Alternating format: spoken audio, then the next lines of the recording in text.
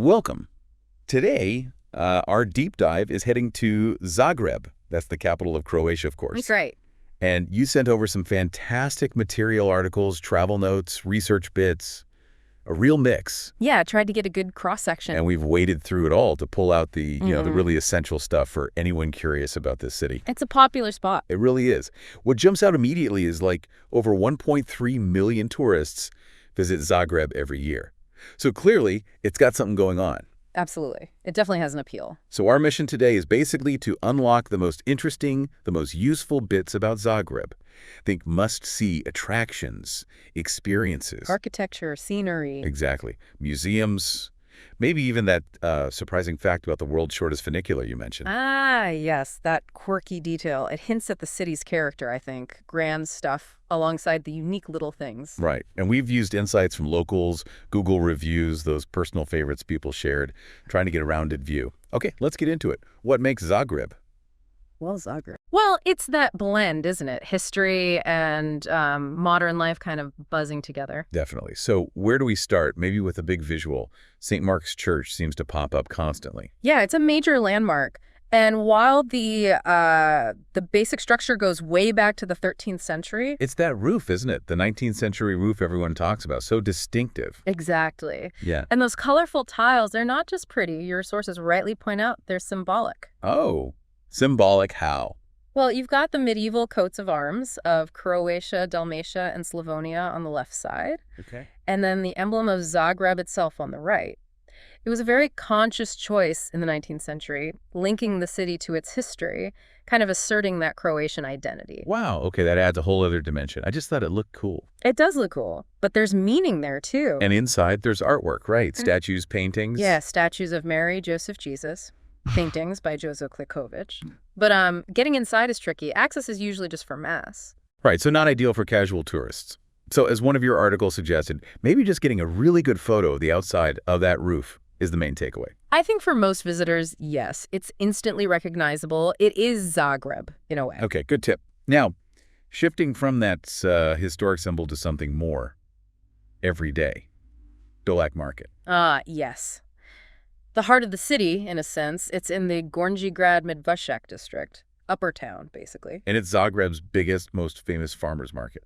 That's what the sources consistently say, both open-air sections and sheltered bits, too. What really stood out in your notes was what you won't find there. Mm-hmm. No designer fakes, no tacky souvenirs. Exactly. It seems very genuine. A focus is on fresh local food, flowers, real handmade crafts, jewelry, clothes, that kind of thing. It feels like a place for locals, first and foremost. Which makes it perfect for finding a unique souvenir, right? Something actually from Zagreb. Precisely. And just to, soak up the atmosphere, see how the city ticks. The reviews you sent definitely mentioned that, just watching the daily life.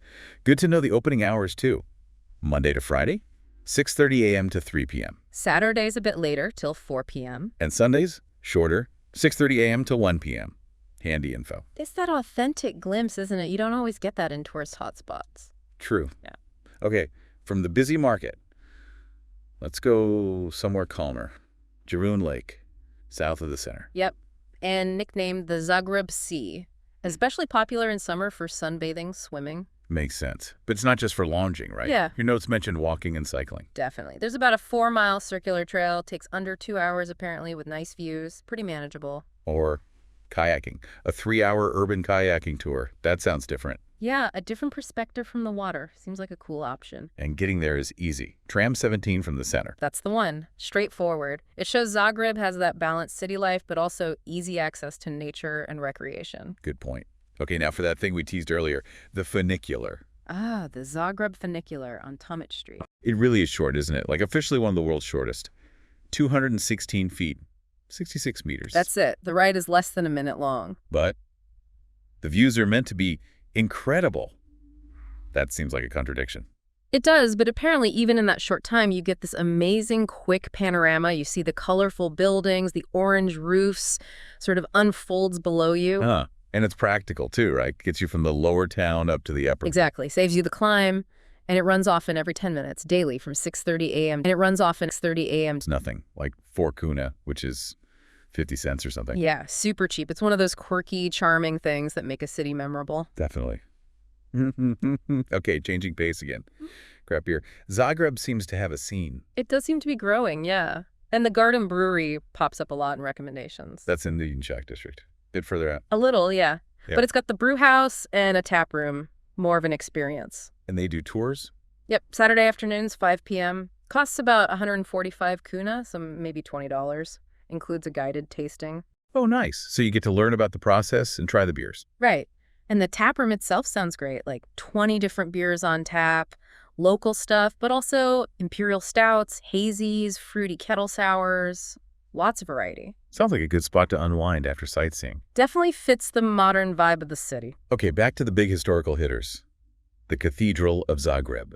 Another photo hotspot, I gather. Absolutely. And it's huge, the second tallest building in Croatia. You can't miss it on the skyline. Its history is long, but the current look, Mm-hmm. that's mostly from the 1880s, right? After an earthquake. That's right. The neo-Gothic style we see today is largely from that reconstruction. What are the key things to look out for externally? Well, obviously the two huge spires, 354 feet tall. Wow. The two big clocks, lots of intricate stonework, little sculptures everywhere. It's very detailed. And inside. Also impressive. Neo-Gothic marble altars, stained glass, a massive organ, 6,000 pipes apparently. Yeah. And crafted gargoyles too. Gargoyles inside, okay. Oh.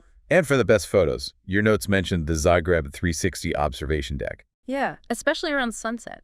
Gives you that perfect elevated view of the cathedral all lit up. Nice.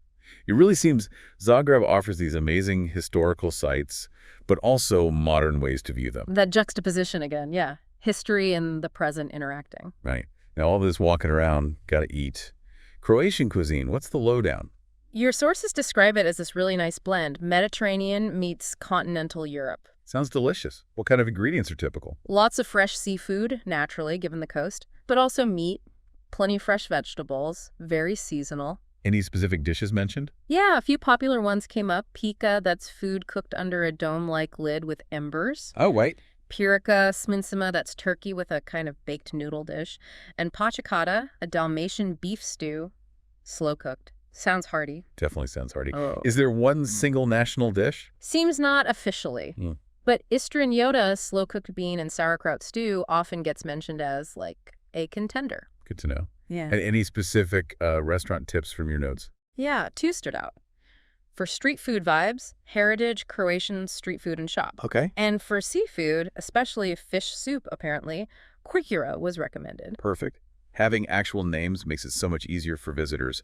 Options for different vibes, too. Exactly. Takes the guesswork out a bit. Okay, for the art lovers. The National Museum of Modern Art. That's in Lower Town. Yes. And it's significant. The collection is huge, over 12,000 pieces. 12,000. Wow. And it's focused on Croatian art? Primarily, yes. It's considered the most comprehensive collection of 19th and 20th century Croatian art. Paintings, drawings, sculptures, the whole range. Any particular artists or works highlighted? Yeah, your research pulled out names like Franjo Salgeti-Drioli, Blaho Bukovac, Ivan Tijov, and specific works like Death of King Przemysl, Icarus on the Rocks, Astronomer, gives people something specific to look for. That's helpful. And it's open daily. Affordable ticket. Seems so. Daily opening, and tickets around 30 kuna for adults, 15 for kids, so pretty accessible. Great. So a must for anyone wanting to dig into Croatian culture beyond, the buildings and food. Absolutely. A key cultural stop. Now, the absolute center of things, Banja Luka Square, described as the beating heart of Zagreb. Yeah, that description came up a lot. It's the main central square, the place where everything converges. What's the vibe like? Busy, lively, especially in the evenings. Lots of 19th century architecture surrounding it, sculptures, and tons of cafes, restaurants, bars. So the advice is just to kind of wander through, take pictures, people watch. Pretty much. Soak it in. Observe the city life flowing around you, and the main statue there, Ban Josip Jelacic. Right, a guy on the horse. Yeah, that statue has an interesting story. It was put up, then taken down during the socialist era, then put back up again in 1990. Ah, okay. So the square itself reflects the city's changing history. In a very visible way, yes. These central squares are always so telling about a city's identity. Definitely. Okay, for the football fans? Or soccer fans, depending where you're from. Sure. GNK Dinamo Zagreb. The big team. Undisputed best in Croatia, apparently. Loads of league titles. And they're the only Croatian team to win a major European trophy. That's the claim to fame, yeah. Adds to their legacy. And the manager currently is? Yeah. Fabio Cannavaro. the Italian legend. Yeah, that's a recent appointment, I think. Adds a bit of extra international interest. So if you wanted to catch a game, their stadium is Maksimir Stadium, right in the city. Yep, holds over 35,000. Your notes suggest checking the schedule, obviously, and getting tickets usually means going to the stadium ticket office on match day. Okay, good practical info. What if there's no game on? There's the option of a stadium tour. See the facilities, press room, tunnel, trophy room, the usual behind-the-scenes stuff. Cool. So another angle on local culture, the passion for sport. For sure, a big part of Zagreb life. All right, nearly there. Let's talk green spaces. Park Maksimir. The oldest public park in Zagreb, and it's massive, 780 acres. Wow, that's huge. What's it like? Sounds lovely. Scenic paths, gardens, lakes, sort of a relaxed atmosphere, a real escape within the city. Any specific things to look out for inside the park? Your notes highlighted a few things. A really old tree, the Dedek tree, like 600 years old. Whoa. Trećjezero Lake, something called the Eco Pavilion, and a specific walking trail, Potok Pisokornica. So plenty to explore. And it's got amenities, like playgrounds, places to eat. Yeah, playgrounds mentioned, and a place called Mirna Koliba for food and drink. Sounds like you could easily spend a whole day there. And importantly, Zoo Zagreb is inside Park Maksimir. That's right. Very convenient, especially for families. Makes for a full day out. Tell us about the zoo. It's pretty old too, right? Almost 100 years. Yeah, opened nearly a century ago. It's about 17 acres, so a decent size. And lots of animals. A huge number, like 368 different species, over 7,000 individual animals from all over. Mammals, birds, fish. Any highlights mentioned? Specific animals. Leopards, lions, monkeys, gray wolves were mentioned specifically. A good mix. And there are keeper talks and feedings. Yes, recommended to check the schedule when you arrive for those. Always adds a bit more to the experience. And again, seems accessible, open daily, reasonable prices. Yep, daily 9:00 to 4:30 p.m. And tickets similar to the art museum, around $4 for adults, $3 for kids. Great. So a really solid family-friendly option within that bigger park setting. Exactly. Okay, wow. So wrapping this deep dive up, Zagreb really does seem to offer a bit of everything, doesn't it? It really does. You've got the deep history with the churches and squares, the local life at the market. The nature escapes like Jarun and Maksimir, the modern stuff like craft beer and art, even top-level sport. It's a really impressive range of experiences packed into one capital city. Definitely.